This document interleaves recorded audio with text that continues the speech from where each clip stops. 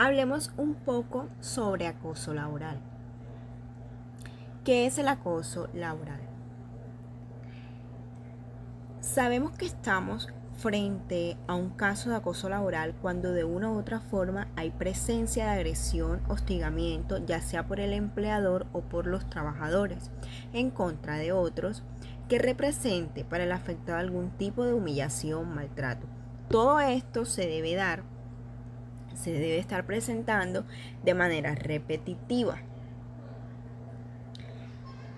Nos encontramos con tres fases, tres instancias del acoso laboral. Primero, el problema jurídico.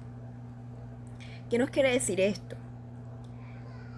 Esta primera instancia es esa alerta donde surgen preguntas como, bueno, esta persona ha sido víctima de acoso laboral, esta mujer tiene algún daño psicológico producto de este estrés laboral que le está generando esta situación.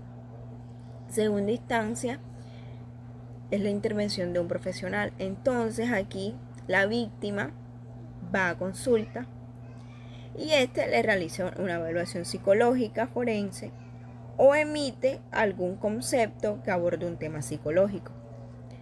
En tercera instancia nos encontramos con la solución del problema. En este caso, el abogado resuelve el asunto correspondiente con la información suministrada por el perito, que vendría siendo el psicólogo.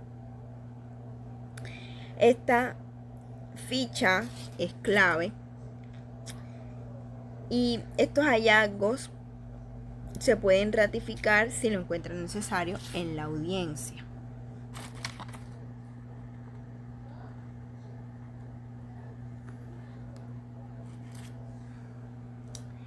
Hablemos un poco sobre cuáles son esos tipos de discriminación que nos podemos encontrar en el campo laboral.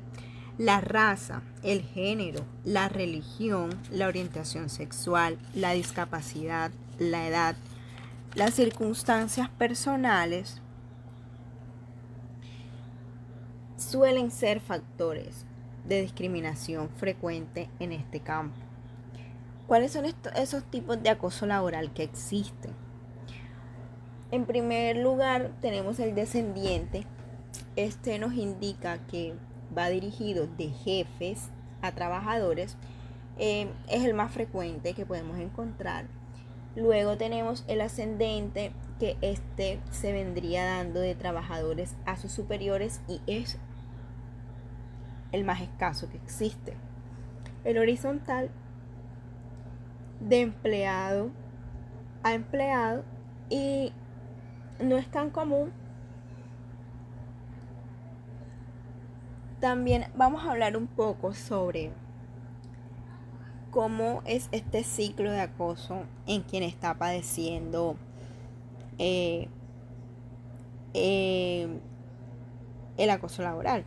Nos encontramos con el primer estadio de autoafirmación y en este caso la víctima pues detecta que existe un conflicto y trata de entender y cree que la razón la tiene él y que lo único que está pasando es un malentendido, que solo se trata de eso.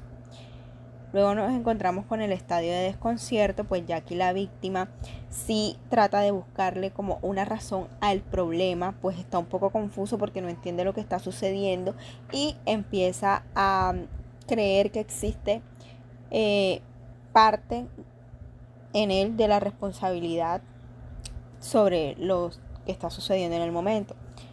Luego tenemos el estadio de indefensión.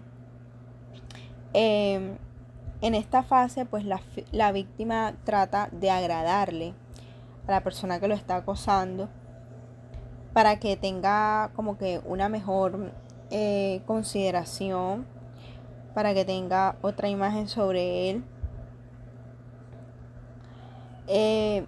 Y termina al final desencadenando un sentimiento de impotencia, de indefensión, y puede estar esto sometiéndolo a un estado de depresión.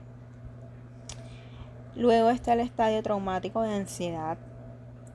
Pues ya cuando el acoso persiste, la víctima ya empieza a sentirse vulnerable, puede estar presentando ansiedad,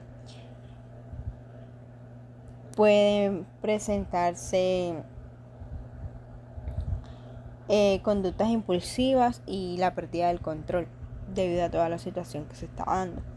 Por último, nos encontramos con el estadio de estabilización crónica, pues en este caso ya es probable que exista por parte de la víctima un sentimiento de valorización, pues ya vendría interfiriendo lo que es la baja autoestima y se puede estar dando un estado ansioso depresivo y el trastorno de estrés postraumático por todas las situaciones que se presentan en el ámbito laboral.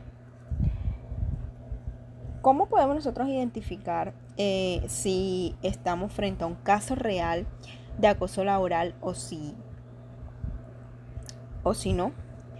Pues bueno, diversos autores han propuesto algunos criterios para caracterizar al falso acosado. El falso acosado utiliza la comunicación para engaño y la manipulación. Se siente muy seguro y convencido, no le preocupa la resolución del conflicto, él no está pensando en cómo solucionarlo, simplemente él está seguro de lo que está diciendo y de lo que está pasando. Suele tener malos informes de sus antecedentes laborales por parte de sus compañeros y superiores. Y por último, suele utilizar como mecanismo de defensa la proyección, atribuye sus fracasos a los demás y la racionalización. Busca argumentos que justifiquen su conducta destructiva todo el tiempo. El perito en este caso lo que hace es determinar el daño psicológico en el empleado acosado. ¿Cuál es el objetivo de la evaluación psicológica forense a personas que sufrieron acoso laboral? Pues se busca determinar el estado de salud mental del evaluado y establecer el nexo causal de dónde procede dicha sintomatología si existiera con eventos de acoso laboral por parte de sus superiores o compañeros de trabajo. Muchas gracias.